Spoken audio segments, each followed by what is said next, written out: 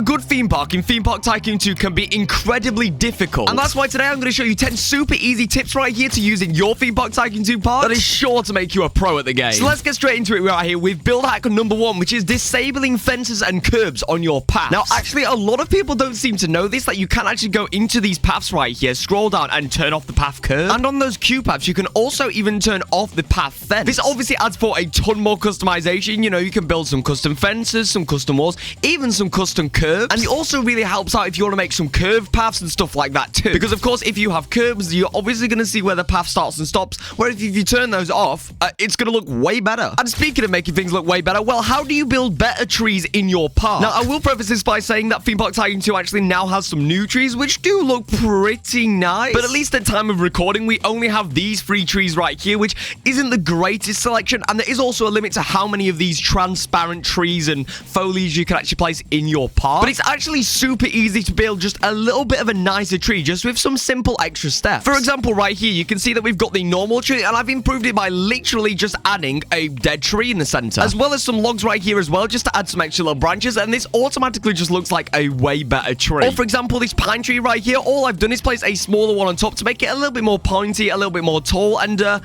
there you go. You've got a new variation of the pine tree. And then the final one that I just want to show you right here is actually turning this palm tree right here into a way nicer palm tree. And this is literally so simple. All I've done right here is just size this up, and then I've placed, if I can actually click on it. Can I click on it? Okay, let's just move that out of the way. All I've literally done right here, guys, is just place in a tree right here and painted it brown. And well, for build hack number 3 right here, we have a super simple one, which I think really improves your park, and that's literally smoothing out your terrain. Simple as that. Smooth out your terrain. Your park will look so much better. And the best part is, guys, is that this can be used whether or not you have disabled collisions, whether you do have it, no matter what, guys, you can still do this. This is all you do, guys. You just go into your terrain tool, build up like this, and there you go. You've got some terrain. I mean, guys, you can even make corners like this. You can make fancy stuff like this. You could do so much, and it just really helps make your terrain look so much nicer. But it isn't just our terrain that we want to look nicer. Of course, we also want our buildings to look nicer. And that leads us on to build hack number 4 right here, which is literally just to variate your buildings a little bit more. I'm not sure variate is a word,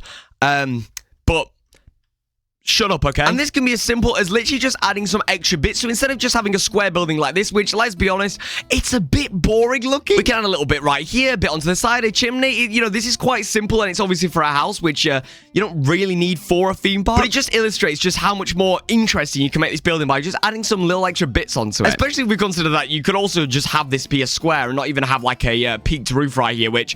yeah, that's like peak boring, isn't it? And speaking of boring, stop using the in-game signs, guys. They look so boring. And a super easy way to snazz up your theme park just a little bit right here is just by using images, especially in signs like this. Obviously, images can be used for a lot of different things, not just signs like this. They can be used for menus. They can be used for logos. They can be used for literally so much stuff. I mean, guys, if you look at someone like Benji's Adventures, he uses images all over his theme parks just for stuff like queue line boards, you know, stuff like that, just logos. It makes your park look so much better, especially if you actually improve those images by then adding primitives behind them to make them kind of 3D. And this next one right here will also improve the look of your theme park way more. I mean, this is kind of one of the most important ones of this video, maybe. And that's actually to just use custom stuff. Right here, obviously, I'm showing you to use custom benches, custom lights, custom bins even, but just custom things in general. If you're actually using custom trees, you're using custom...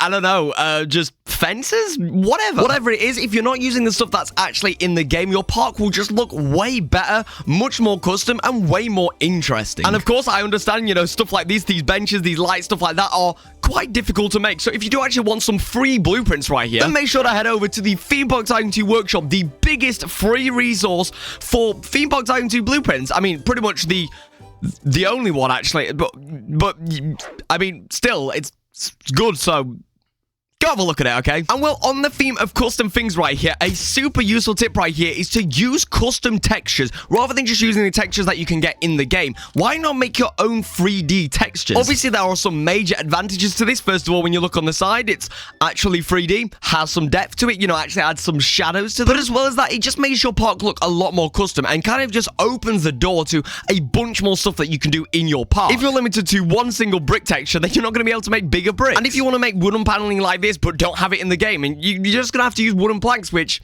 let's be honest, doesn't look great. And custom paths using something like this, for example, for custom paths looks so much nicer. And a great tip for this is just to vary the actual colors, the textures, and stuff like that slightly between each one. It might actually be impossible to tell, but these are actually about 3 different colors being used right here. And there's actually multiple different types of textures being used in this pattern right here. And well, guys, if you want to make your paths look even better on top of using custom textures, a great place to start is by curving your path. Now, this is a super simple thing. Literally, all you need to do is just make a custom path out of primitives. You can even make this work with guests by just literally placing paths sort of along the line. Now, something to keep in mind if you do actually make custom, curved paths like this, guests will still walk on a grid pattern. And it's recommended to make these curved paths at more than 1 wide, because then it does look a little bit more natural. Guests won't be kind of clipping onto the edge of the path and stuff like that. But even then, just adding kind of curves and different kind of shapes, maybe even diagonal paths, just something like that makes your park look way better. Because let's be honest, guys, what theme park have you been to in real life where everything is on grid,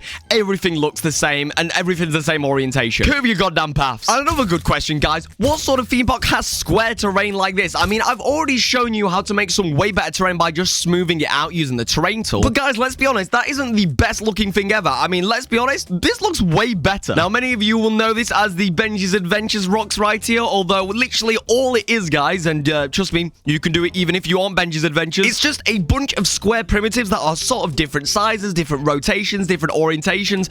I think that means the same thing, but it's just a bunch of different rotations right here used. And then you just mix that in with some different textures, some plants, some bushes, some palm trees even here to make it a little bit more tropical, and hey presto, there you go. And while I could probably make an entire tutorial on how to make these rocks, I will just quickly show you on kind of how to do them. All you need to do, guys, is just go into precision build mode like this, place your thing in like so, and then just go into no snapping on both of these, rotate them round in whatever orientation you'd like. Obviously, we want to line that up. I also do recommend going onto the global snapping right here because it'll just make things a bit easier. And I do also recommend just making these rocks a little bit smaller. It depends on how much effort you want to put into something, because smaller rocks will look better, but they will use more MB, more of your time, of course. But we just want to place a rock in like this, and then we just want to rotate it a little bit like that. Lower that down, there you go, and it's literally just this for the entire thing. But once you have actually got enough custom rocks, you can just grab all of this, copy it, and you can actually just paste it anywhere you'd like. And well, for my final build hack right here, it's actually quite a simple one and can be used whether or not you have disabled collisions right here. And it's literally just to mix up the rotations, the placements, the colors, and just mix things up a little bit, guys. I see so many parks that look like this where everything is perfectly on grid, and once again,